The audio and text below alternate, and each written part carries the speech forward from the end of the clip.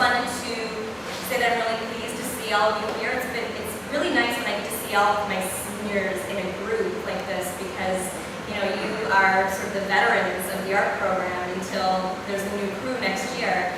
And it's a really important year for all of you. It's a year that you are kind of wrapping things up in a way to have sort of a foot out the door, most of you do anyway, and that you're thinking about where the next steps are going to take you. It can be super overwhelming.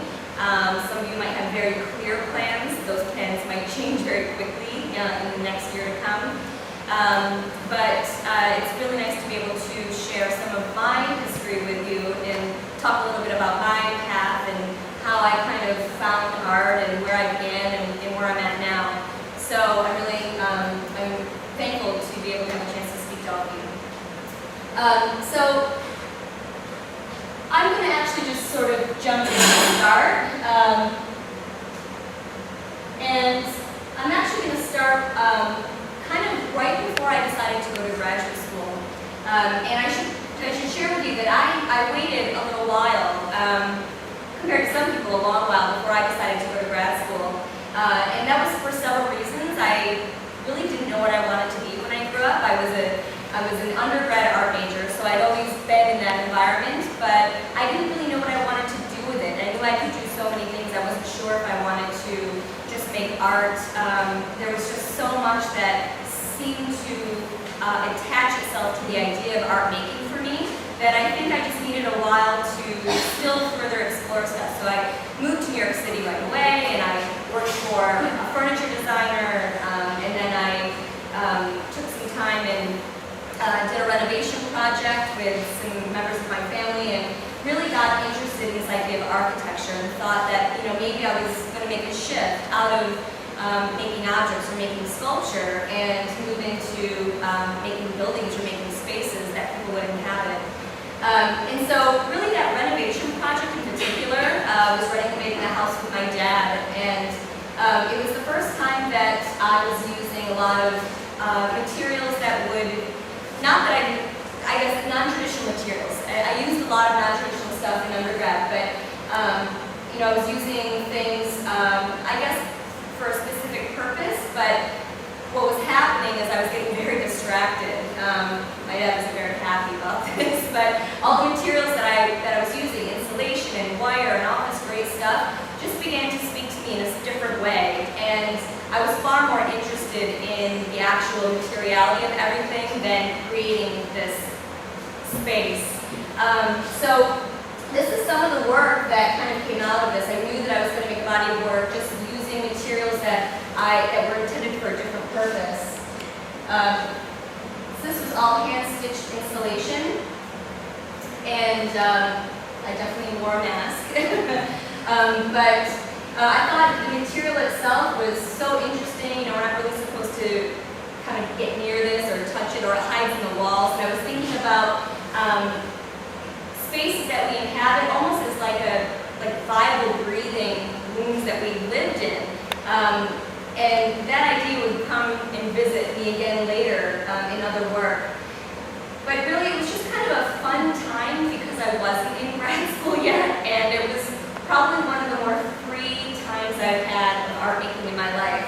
As you know, when you've got people constantly giving you feedback, it can make you really crazy. It's all for a purpose and a reason that your faculty critique your work and kind of challenge you to critique your own work for yourself. But I was just sort of in a studio that I had on my own, and I was just kind of in there, playing music and making art, and it was really just totally blissful. So, it was in some ways,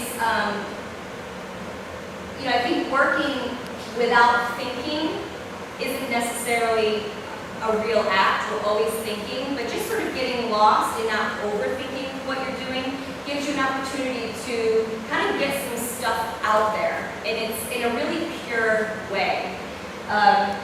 Won't always be successful, but it doesn't matter. So, just kind of having your own personal time to make work that you don't even know if it's going to be seen by anybody. I think it's a really important takeaway.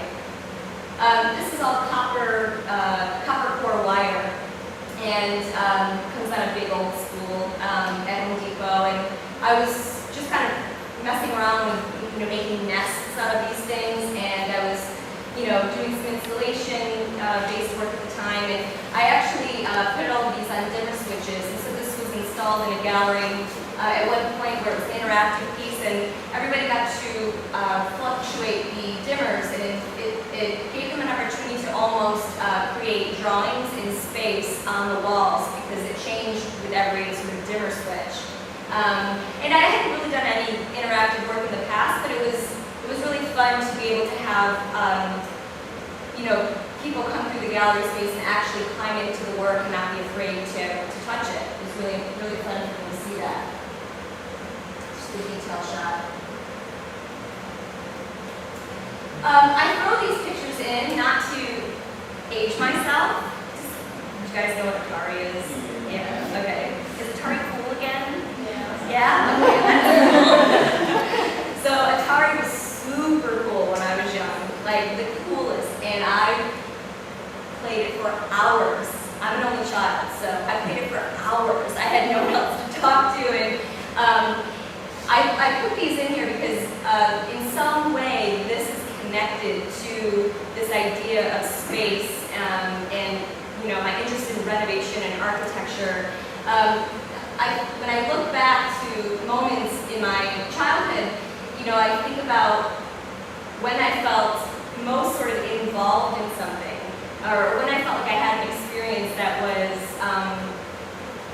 I don't want to say meditative, but in some ways perhaps so.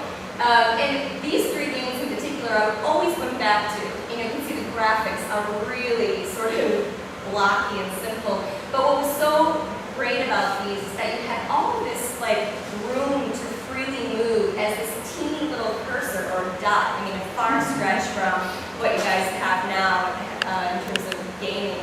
But there was something very calming and peaceful about that, to have all of this freedom, but with these just sort of simple parameters. And I still think about that a lot, sort of in the way that I work or think about encapsulating space now. And thinking about those things, I did a series of just collage stuff. This is just sort of stuff on my own, things that I wouldn't really ever show, but I always like to show students, just what kind of happenings behind the scenes on my own time. And these are just, I was kind of messing around with this idea of opacity and how can I create voids using materials that I so love to experiment with. And this is just a very black cotton fabric that I was cutting and collaging on top of paper with, this is called I'll talk about this a little bit further, but the purple lines are snap thread, chalk line snap. You guys know what I mean, right? You can get that also at Home Depot, and it actually comes in all these really fantastic colors. I mean, blue is the one that we see the most. It allows you to make a super, super long straight line. Soloway often used it in his work, so I'm certainly not doing anything groundbreaking, but it was really satisfying to kind of just sort of play around with those materials. The best part is that you can actually buy extra graphite or extra powder in these colors and control how much is hitting the paper. So I was really just using that as more of a drawing method. And these are, again, just some collaging I was working on, and eventually that led to this idea of a void within space, and what sort of dictates the space that we live in or spend time in. There's a little bit of a shift. I think I have always been interested in what happens in our domestic space. I feel really connected to the space that I live in, the spaces that other people live in, and I think overall, everyone's pretty peculiar and odd in our homes, if you think about it. I mean, it's sort of like the idea of repeating a word, you say it enough, all of a sudden it sounds really weird. You think about it and say it over and over again. And I kind of think about that when I was just sitting in my house and I was looking at a chair for a really long time, and chairs starts to look really weird to me after a while. And why is it like that? Aside from ergonomics, and why can't it be something else? And why do we all copy each other? And we all have the same kind of chairs, and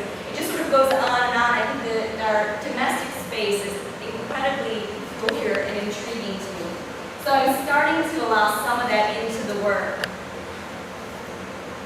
And I had a lot of tables, a lot of tables that I've used and reused and finally taken to the junkyard. But I think, you know, it's hard to start to talk about objects that exist in the home or things that we carry around with us and use all the time and not include this idea of anthropomorphizing these things, because I guess we as a culture tend to do that. You know, we tend to put feelings attached to objects. I mean, if you spend time at a beach, you might find a shell, and you collect that shell, you take it home with you, and every time you look at it, it stirs up an emotion, maybe of that day or a trip.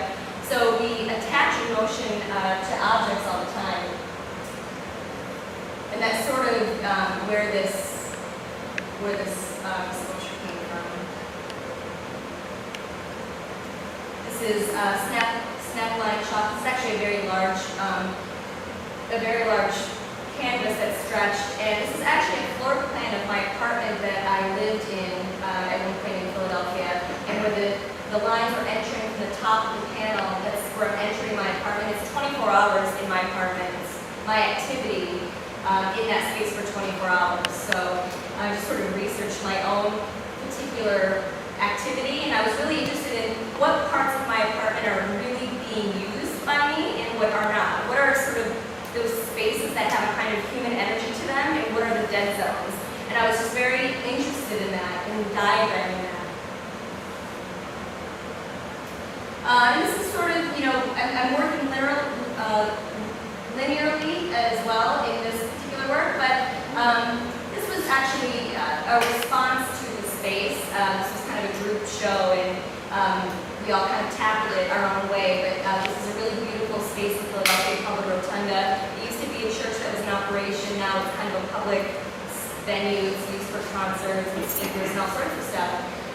But this is electroluminescent lighting, which is a really, really great material. You can order it online. It's very, very thin, as thin as like angel hair spaghetti. And you can actually sort of connect it just by doing some standard wiring or lighting. And what I had done is attached it very, very high up on the ladder. Probably shouldn't have been up there that high, but what happens is this is actually not visible when the lights are on. The wire is so thin and you can't see it. So this space is actually doesn't have any working electricity. So that's why we have candles in the background. So people would come through the space, they wouldn't see the wire. But as the sun began to set, this began to illuminate slowly. And, you know, I didn't really think too much about this. It just seemed like an interesting idea to connect the outside world with maybe something that's inside. But every time I look back at this, I think about McDonald's neon lights. And I kind of like that. That's the first thing I think of that's sitting inside of a church. It's two really opposite ideas. So let's see. I'm not digitally inclined, so I can get this to work. Great. So I'm not a video artist either, but I love throwing this in here because I think it's really important to kind of step outside of an area that you normally work in. I was interested in sort of the activity of interior space and human behavior and a lot of like things that we do innately or repetitively. Sometimes without thinking. And I was also kind of wondering, you know, I was comparing what happens sort of in our waking life and our sleeping life. And as you guys all know, you're probably getting sleep deprived, and it's not going to end anytime soon as your workload increases. But do you ever have that moment where you're sort of driving around or you're walking around and you can't remember if you dreamt something or it really happened? If it's not too crazy, you think maybe, you know, that happens a lot to me, and it makes me feel really insane. And then I start to question where was I in my brain? Like where do we go when we're dreaming or when we're asleep? So this was just kind of an experiment of sort of like parallel thinking happening at the same time, and how could I try to illustrate that in video? And I consider this definitely just like a sketchbook for me. This is sort of a sketchbook idea that I'll revisit. It's not something I would show, but it's something I just sort of kind of keep close.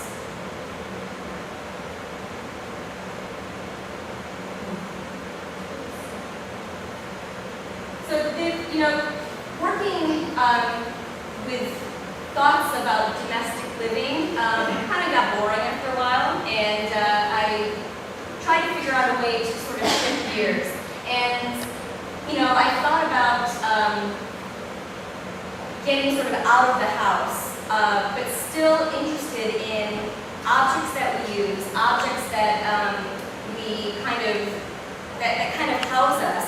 And I began to think about our cars, which is still something that we sort of live in. I mean, I sort of live in my car. It's pretty disgusting right now. I could probably grow a garden in the back. It's so filthy, but it's I think the car is sort of like this, the idea of it being like a mobile home for a lot of people. Not an actual mobile home, not intended to be one, but it just sort of turns out that way. And so I was thinking it'd be cool to just sort of strip away everything that a car is made of and get down to like the skeleton. Sort of in what I was thinking about with that insulation that's in the walls of a breathing, living space. What is the carriage of a car look like, which really is called a chassis. But I started doing a lot of research. Started doing a lot of research on car chassis and found them to be really, really beautiful. I'll include a picture in here somewhere of just a collection of car chassis, mostly stock car race stock car chassis were really the most beautiful things I've ever seen.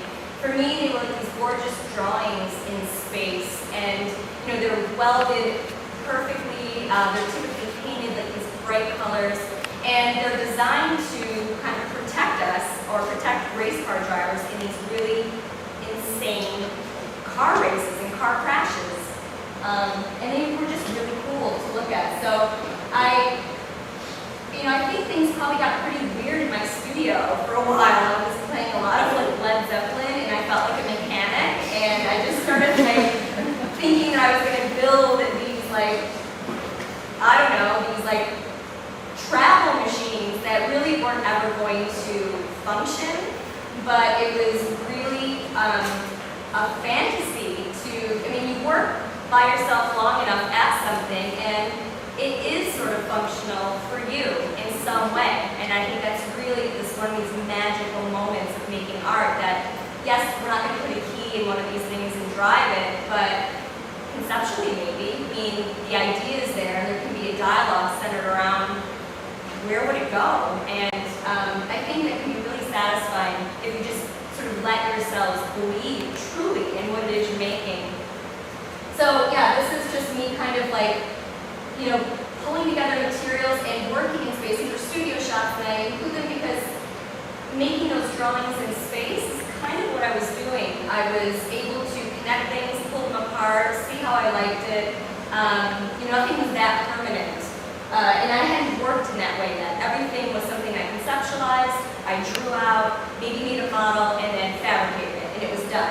And sometimes it's sad because the model's more exciting than fabricating. You already know what it's going to look like. And so for me, this was a different way of working that I really enjoyed a lot. This is the finished work. This was actually one of the things about this, in the effort or in the spirit of really believing in this thing and trying to make this fantasy pretty real, that this thing could maybe transport me somewhere else. I refused to plug it into the wall. I said I just don't want these lights, these fluorescent lights, to rely on an outlet, because it sort of kills the fantasy, kills the idea that this thing could probably just float up and zap out into space. So in the back there is actually an automotive battery, and the lights are running off of that automotive battery. Somehow I figured it out, and I made really good friends with the guys at an electrical contractor's store in Philadelphia. They probably were really sick of me, but eventually I got them hook, line, and sinker, and they wanted to help me figure it out, and we were able to figure it out. Downside of it is, without getting too technological about the inner workings of that, an alarm goes off when the battery is about to die, which happened right during a very, very big and everybody sort of, I mean, there's probably 100 people in the room, and all of a sudden this thing sounded like DEFCON 10, and people did not know if they should get up and leave, but they actually came up to me and said, I loved that that happened, because it was really startling and really scary and kind of added to that. So sometimes disasters, like, really are disasters after all. So these are the stock car chassis I was talking about, and I had probably 100 of these sort of all over my studio wall, and just thought they were striking as sculptural forms in and of themselves. And, you know, the people probably making these wouldn't really consider themselves artists. They're, you know, probably welders, very talented welders, but I just think they're great. So I'm just kind of I was working on another sort of car type thing in my studio, and you know, you probably see this stuff perhaps hanging in some of the buildings here. It's really kind of a tracking system. It's used for many things. I think the funny thing is that once in a while, you know, you have an idea in mind for work that you're making, and you want it to feel a certain way, or maybe you're pissed off because nobody in the room kind of got it. And you know, that can be a frustrating thing, but I think it's more important to look at the response from people as did they get something? You know, it may not be what you intended for them to get, but it doesn't mean that the work isn't successful. If they got something, and if there's enough to talk about, then you've gotten somewhere. And you know, I wanted this thing to feel kind of, sort of like a little darker and fierce when I had built it. And the thing is like, you know, 5 feet long. It winds up looking exactly like, you know, I drive a Honda Fit. It's like the cutest little car out there. And this thing just looked really cute, and I was so annoyed by that because it just didn't turn out the right way. But in the end, it still yielded enough back for people to be able to talk about it. So it's good to kind of let some of those things go as well. That wolf started kind of this idea of wayfinding, and I put that out in the front of the car because this idea of transportation has still been sort of in everything. This idea of what's here and what's there. Even that electroluminescent lighting, I was really interested in being sort of on the ground in that church and accessing this window to the outside and making that concrete line between the two. And these things are still sort of indicative of travel. There's some sort of traveling machine, I guess, and I think of them in that way. But the wolf was sort of the beginning of also just kind of looking back at the history of car hood ornaments. You know, whether it's Mercedes or Jaguar or something like, you know, some old pickup. I was really interested in how those are sort of like these beacons of culture, not only Americana, but just sort of worldwide culture. It's car fantasy that everybody has. This is a drawing that I included to really show you guys. It can be very helpful to kind of have a working drawing alongside of sculpture. This is something I would kind of erase and add another line, and then I would go back and kind of put that where I thought it should go, and kind of work back and forth between a working drawing and the object that I was making. If anybody else came in the room, they would say, that doesn't look anything like that, but it didn't matter because I understood how they were related. That's the finished work that I was showing. Those were some studio shots earlier. And so I started to incorporate a few more things. I was just, you know, letting a few more, I don't know, mediums enter the work and really just experimenting. I'm going to attempt to show you a video. Well, this is what happens when the work is being used by people, and I'm going to show you sort of start to finish.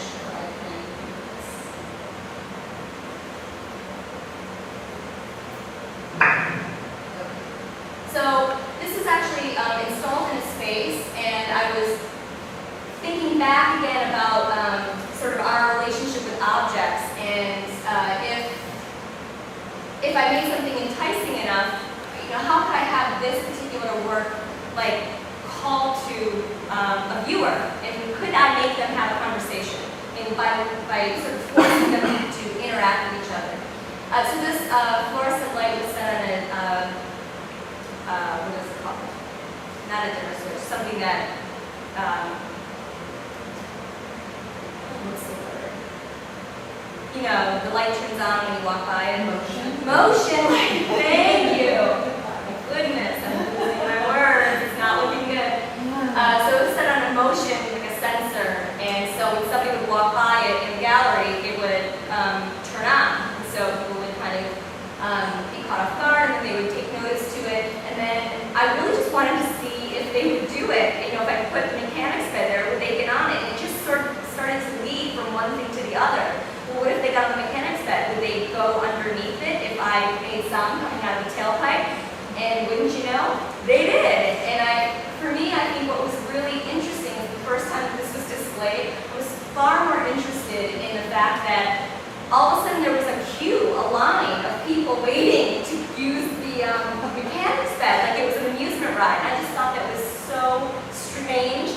You know, people were like bored on their phones, just waiting in line to use this, and I just thought this is the real art moment here. This is so weird that everyone's doing it. I'm not sure they were all that interested, but it's like monkey see, monkey do, just sort of copy each other.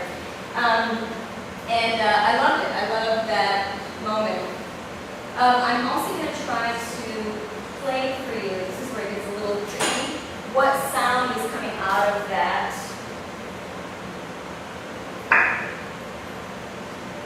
Let's see. So that's the sound that's coming out. I'll turn it down. And what that is those are Tibetan bardo prayers, and they are chanted at the time of somebody's passing as a way to help them kind of make their way from this life to the next life. And I thought they were really beautiful the first time I'd ever heard them. And I was most interested in kind of this idea of like synthetic experiences, you know, thinking about how we attach feelings to objects, how much of that is real and how much of that is synthetic. And this whole experience of somebody going under this fluorescent lighting. The fluorescent lighting was sort of the exact same sort of average height of a person. Some people said it felt like they were going under a tanning bed. Some people felt like they were going into an MRI. Some people felt like it was the shape of a coffin, even though it was straight. So I got all these kinds of responses back, and I thought it was interesting to pair something that was so spiritual and sensitive, and how oftentimes our spiritual experiences, whether it's losing a loved one or having something that happened, they're sort of half spiritual and they're sort of half synthetic also, because nothing ever kind of repairs that or makes you feel better. You get lots of cards from Hallmark, and people don't know what to say and say the right thing and say the wrong thing. It's always sort of like a really wonky experience, partly synthetic, because you don't know how else to handle it. So, you know, just sort of play on, that's a really big topic, and this is just kind of the beginning of maybe exploring that. I threw this in here because I think it's really important that when you guys all leave here and you lose all of this great studio space and equipment and stuff, if you decide to get your own studio or get a studio and share with a couple friends, one of the things that you're going to run into is logistics. The size of the doorway will become really important to you. It's a really important thing in my life if you make sculpture, if you make objects or installations. Getting them from one point to another point is also another logistic that has to be thought about. So there's all this kind of like stuff, you know, I mean, some of it you're probably experiencing here, but it's going to actually even increase and become more challenging once you exit undergrad. So it's you know, this particular work I had to make in layers so that it could actually be transported cord, and if I turned it on its side, it was thin enough to go between a door. And just always something to kind of be aware of as you begin to work independently outside of school. And this is just sort of entering kind of the last body of work that I'll talk about. Just checking the time, we seem to be okay. This is photos from a couple of car shows that I wandered into, really just for research. This would be kind of one of my forms of research, which is just gathering images and sort of dumping them either like in a folder on my computer or like putting them on a wall where I can see them. I was just really interested in the beauty of machinery and how, looking at them, I just liked the composition, even though they weren't intended for that. I love the colors that are happening, and they're just sort of inspiring to start new sculptures. So the hood ornaments, this is also a place where I began to investigate these hood ornaments and how there were so many, if you go to an old car show, that we don't see nowadays, and they were just really, really beautiful. And in the future, these are something I'm going to investigate too. I'd love to make a series of hood ornaments that aren't really being used, but I think it could be a really incredible display or installation on a wall. And then also make multiples and castings of these. So these are just sort of photographs from that time, and drawings that I kind of go home and make based off of things that I saw that I responded to.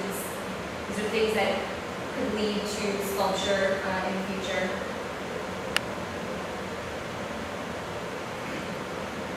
And things have led to sculpture in the future. So some of this work comes out of that kind of research.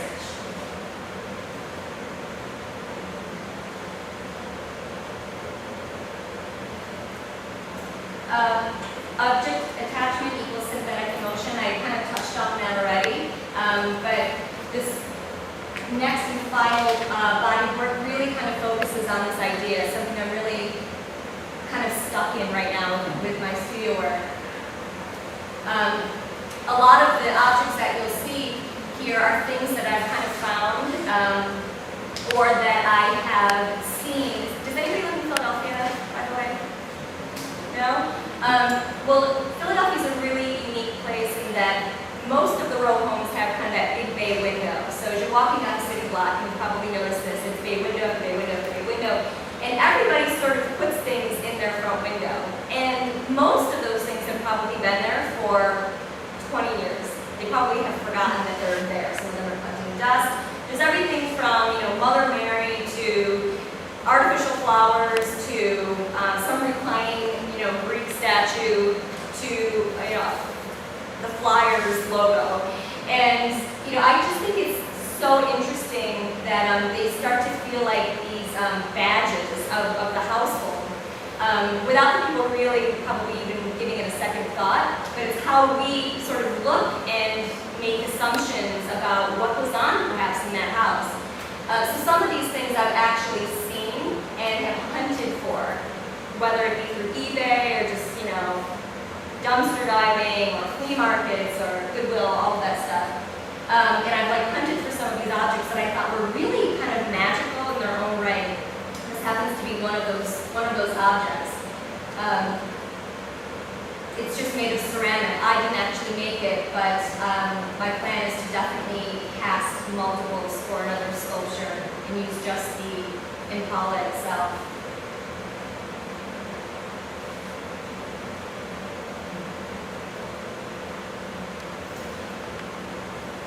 The idea of the pedestal can be all sorts of things, and I'm sure everybody knows Ray Pusey, so you can thank him for that. But incorporating a pedestal into your work is kind of eliminates the idea of a pedestal. It keeps sort of the work all sort of functioning together.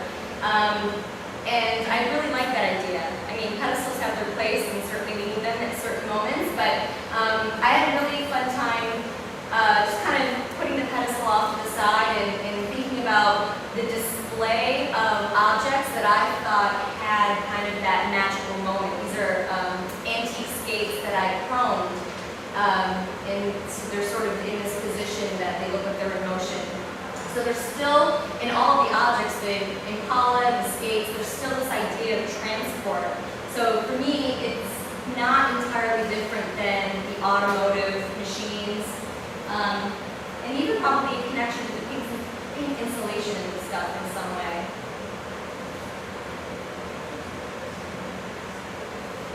And I guess this is some of my most recent work. And again, those are found objects that I kind of hunted for. And this slide's kind of dark, but the objects are actually covered with vinyl tile or linoleum, tile that you can get at Home Depot. And the names of this stuff, obviously this is called black marble, $1 a square foot. It's not black marble. And there's another marble I use that's called white Carrara marble, which is the most expensive marble that you can buy. But it's also $1 a square foot. And I just think it's uncanny the way that we use these synthetic materials to make ourselves feel, I guess, better? I'm not really sure why we do that. And they're everywhere. If you start to take notice as you walk through a design store or a place where there are building materials, you'll realize how many things are fake that are meant to look real. Whether the kitchen flooring that looks like rocks, but it's not, or even carpet that looks like rocks, but it's not, vinyl flooring that looks like wood, but it's not. You really think about how many sort of synthetic moments we surround ourselves with. I think there's something really weird about that. I kind of know why it's happening. It's sort of, cheaper, better, lasts longer. Everything becomes plastic. So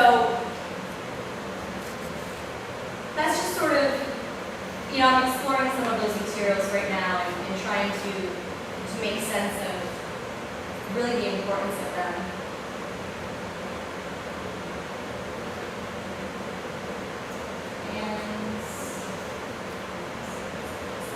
That's the white marble.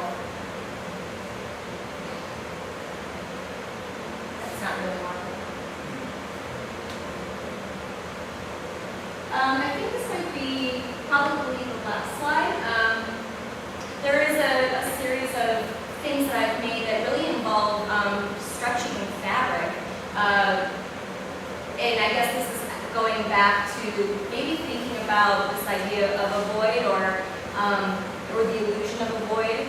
Some of these materials, if you guys ever need really crazy fabric, there's a fantastic store in Philadelphia. It's worth the drive. It's called Jomar. Do they have it everywhere? Have you heard it? Jomar. And it's this sort of reduced, priced venue of every kind of fabric you can think of. Leather, not real leather, but there'll be like these great plastic vinyls and lots of glittery, weird, cheesy, glittery messes of things. I mean, it's pretty awesome if you're thinking of doing something installation-based where you just need a lot of stuff and, it's not that expensive. But I get really lost when I go in there, and they're beautiful fabrics that have incredible dyes where they sort of fade from light to dark. And when you put a dark material behind it, they sort of have this really strange illusion. So there's a couple. This is one of them. There's another piece that I made. It's violet. It's called Deep Purple. That's on my website. But just kind of a softer way of working, and just another avenue when I get bored of making things that are so sort of concrete. I also can never decide how I want to do things, so I always make things so that they can be hung in a variety of ways. I get very fickle about how I want something to sort of end, and I like that I can kind of switch it up, or somebody else wants to hang it up, they can pick and choose how they like to. This is the last slide. Going back to the synthetic material, sort of synthetic and real, and making a combination and connections between the two. This is bathroom tile. It's not really bathroom tile, mixed with deer fur. And, this is kind of a really fun piece because obviously, if I show you this, this. Everybody only wants to talk about how this resembles lady parts, but you know it's really funny, and which I have to like acknowledge it, because when I was working in my studio,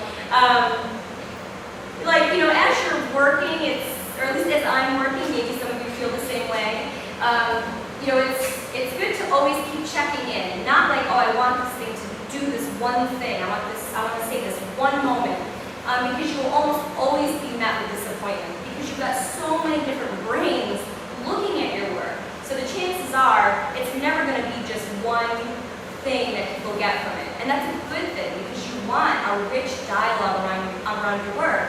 So you want to have as many layers as you can without it getting sort of confusing. And that's that gray area, that fine line, that sweet spot to try to strive for when you make stuff.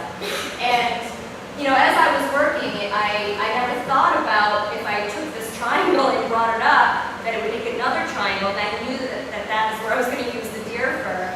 And then I realized it, and I thought, oh, that's kind of funny. But I just thought it would be one moment, and that there would be other conversations. But no, that's the only conversation around this work. And you know, I've just totally embraced it, and it's really funny, and I think, you know, having an element of humor in there is, it just makes things lighter and fun to talk about. So that's kind of it. I'm going to end there, because there's a whole other half that doesn't, that you don't want to know about. So that's probably enough for tonight. So if you have any questions, please feel free to ask. I'll do my very best. Yes? Do you think that there's like a connection or relationship between like your like the decorations or ornaments on the hood of the car and like what you see in the bay window? Like, absolutely, yeah. I would think that there is definitely a connection between the two. Oftentimes those things that are in the bay windows are just single objects, and they look so incredibly important. If you imagine like an altar in a church, you know, it's just sort of one statue or a cross or whatever the denomination is. And so it sort of heightens the way we look at it, heightens the importance of that thing.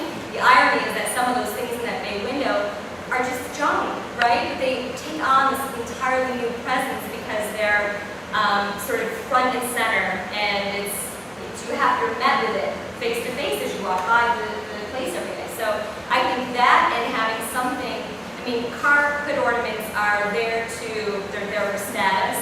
They're there to kind of give you that same sort of feeling. I mean, when you see a Mercedes logo or hood ornament on a car, you know you know what comes with that. There's a certain status and feeling that comes with a car like that. So yeah, it's a great question, and I definitely think there's a connection. Yes? You seem to have this common theme of domestic life throughout all of your work. I'm curious to know if that was something that was accumulating during undergrad, or if it was just something that you discovered when you were working independently before graduate school.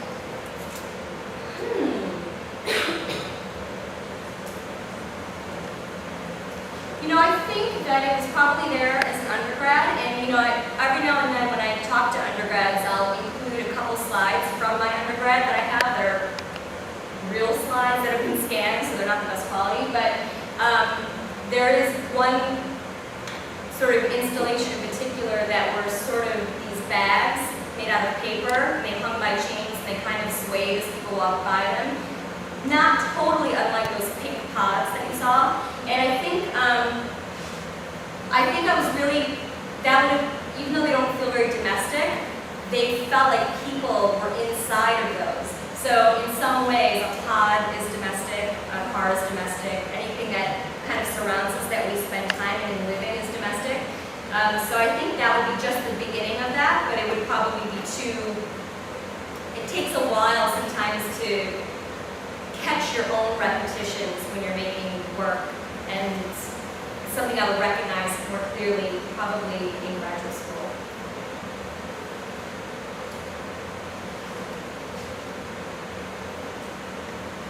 Yes. What do you read? What do you enjoy reading? Or what do you read for research? Or is that part of your practice? Sometimes, yes. I'm really guilty of buying a lot of books, starting the first chapter and leaving them off to the side. I hate that about myself. I wish that I had a greater attention span or more time. I don't know which of the two is the issue. I think that the last book that I read that was really helpful or that I connected with was not exactly an easy read, but it was called The Poetics of Space by Gaston Bachelard. And it's an incredible book. I would recommend it to anybody here. It's the kind of book you can sort of just pick up and read a couple of pages and take something away without reading the entire thing. It gets a little heady and philosophical and at moments kind of boring, but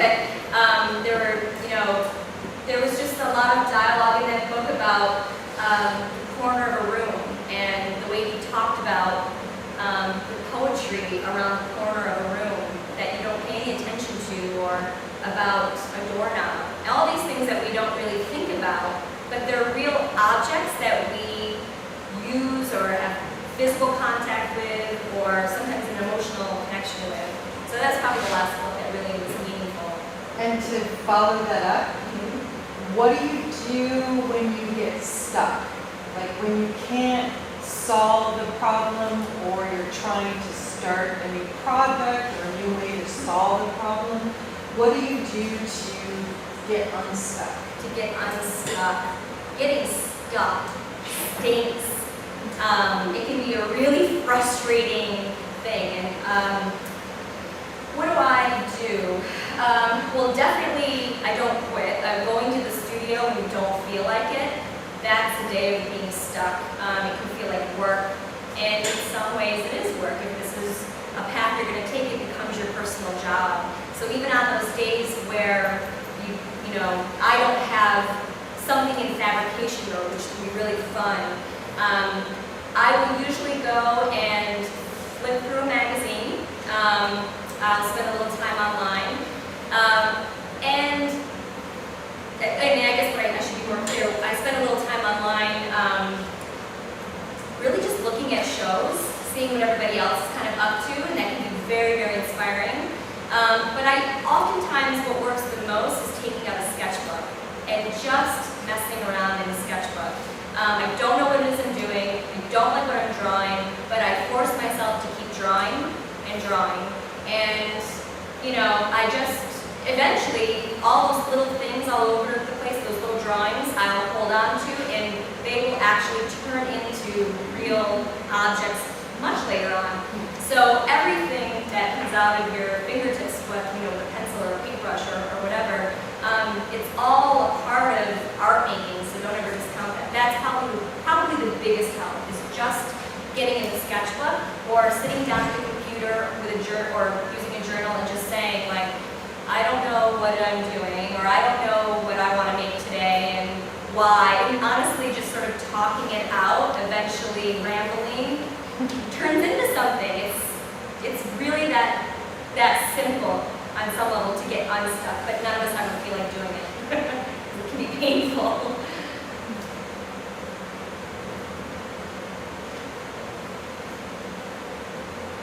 Yes. Going off that, have you actually done the work, like physically made work, and then realized after you made it you're unhappy with it and start from scratch again and just keep making work Yes. all the time? Oh, yes. Probably many artists would say that I don't really like anything I make, and not everybody says that, but I've definitely met artists that say that. I think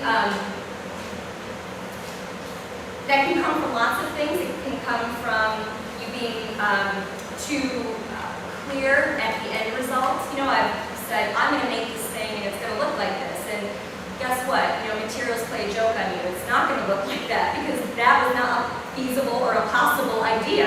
And just being open to letting that go makes making art and objects so much more fun because you're not setting yourself up for potential disasters. You're setting yourself up for potential success and ideas that can even be better. So I think sometimes, being open to something not turning out the way that you wanted, really it's just a change in attitude a little bit.